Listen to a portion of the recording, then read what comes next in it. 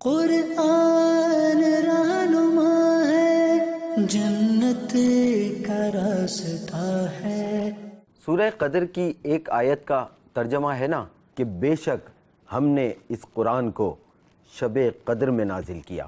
پوچھنا یہ تھا کہ کیا قرآن پاک صرف شب قدر کی مختلف راتوں میں ہی نازل ہوا ہے؟ ایک اور بات، توریت شریف اللہ کا کلام، زبور شریف اللہ کا کلام، انجیل شریف اللہ کا کلام اور قرآن شریف اللہ کا کلام، جب یہ سب کے سب اللہ کے کلام ہیں تو قرآن پاک کو افضلیت حاصل کیوں ہے؟ سنا ہے کہ جب قیامت قریب ہوگی تو قرآن پاک کو اٹھا لیا جائے گا، اور یہ بھی سنا ہے کہ جب قیامت قریب ہوگی تو قرآن پاک کے حروف اڑ جائیں گے۔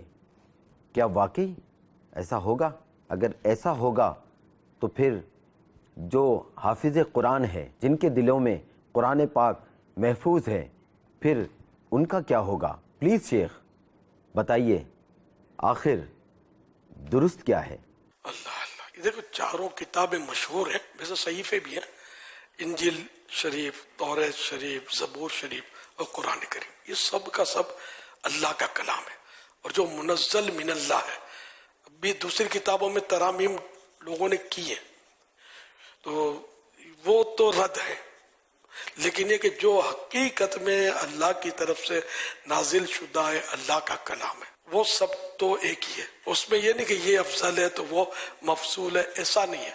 لیکن یہ کہ یہ جو تینوں کتابیں جن کے میں نے نام لیے، تو یہ تعلیمات جو ہیں یہ بھی حق ہیں، 100% حق ہیں، لیکن اس دور کے لیے یہ مطلب نافذ تھی۔ اب ان پر عمل نہیں کیا جائے گا، قرآن کریم آ گیا نا، یہ احکام آ گئے تو اب ان پر عمل کیا جائے گا، لیکن یہ کہ اب بھی اس پر ایمان رکھنا کہ وہ حق ہے، اس کا ایک ایک حرف درست ہے، یہ فرض ہے۔ اگر ایک حرف کا بھی انکار کرے کہ بھئی توریت شریف میں فلاں بات غلط ہے، انجیل میں فلاں بات غلط ہے، تو یہ اسلام سے نکل جائے گا۔ وہ یہ جو میں نے کہا نا، انجیل چھپی بھی اس وقت ملتی ہے، میں اس کی بات نہیں کرتا، جو اللہ کی طرف سے نازل ہوا ہے اس میں بالکل بھی مطلب یعنی کہ ایک حرف کا بھی انکار کیا نہیں جا سکتا، نہ کوئی مسلمان سوچ بھی سکتا ہے کہ نعوذ باللہ اللہ پاک بھی کوئی غلط بات فرما سکتا ہے، نعوذ باللہ۔ مجھے کہنے میں بھی مزہ نہیں آ رہا ہے، ہمارا ایمان ہے، ایک ایک حرف پر ایمان ہے، ٹھیک ہے نا۔ تو یہ ایک تو یہ صورت، دوسرا یہ کہ یہ نازل ہونا قرآن کریم، انا انزلناہ فی لیلۃ القدر، بے شک ہم نے اس کو یعنی قرآن کو لیلۃ القدر میں اتارا، تو یہ لوح محفوظ سے آسمان دنیا پر ایک ساتھ اتارا گیا قرآن کریم۔ لیلۃ القدر کی اہمیت کیوں؟ یہ بہت بڑی اہمیت ہے کہ اس دن قرآن نازل ہوا۔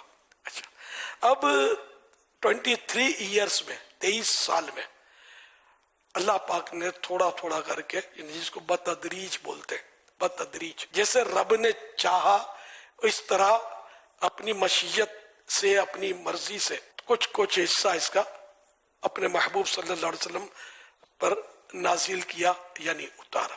تو یوں 23 ایئرس میں یہ قرآن کریم مکمل نازل ہوا۔ ایک تو جو افضل ہونے کی بات کی گئی نا، تو افضل تو بنایا گیا ہے، یعنی کلام اللہ اپنے مقام پر ہے کہ جو جو اللہ پاک نے نازل کیا وہ سب اللہ کا کلام ہے، لیکن جیسے خود قرآن مجید فرقان حمید میں سے بعض صورتیں بعض صورتوں سے افضلیت رکھتی ہیں، سورہ اخلاص ہے تو وہ 3 دفعہ پڑھیں تو پورے قرآن کا ثواب ہے۔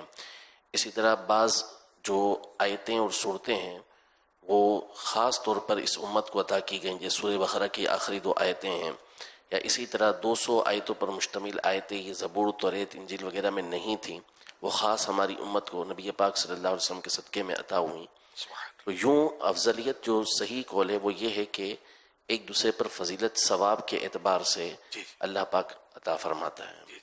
عرض کرتے کلام ہونے کی حیثیت جی، سے، کلام ہونے کی حیثیت سے تو ظاہر سب اللہ کا کلام ہے، اللہ کا کلام ہے جی، اور ایمان لانے کی حیثیت سے بھی برابر ہے برابر۔ کہ اس میں یہ نہیں کہ اس حرف پر انکار کیا تو بھائی وہ گمراہی ہوگی، اس حرف کا انکار کیا تو کفر ہوگا، ایسا نہیں، کفر ہی ہے۔ ایک بھی حرف کا انکار کیا کہ اللہ نے یہ حرف اتارا اور اس کو ہم نہ مانیں، ایمان نہ لائیں، یقین نہ کریں तौबा अस्तगफिरुल्लाह। ऐसा तस्वुर भी नहीं है मुसलमान के लिए, आंखें बंद है, आमन्ना व सदकना, हम ईमान ला और हमने तस्दीक की। तो हाफिजों के सीनों से उठा लिया जाएगा, यानी कि बुला दिया जाएगा, किसी को याद नहीं रहेगा।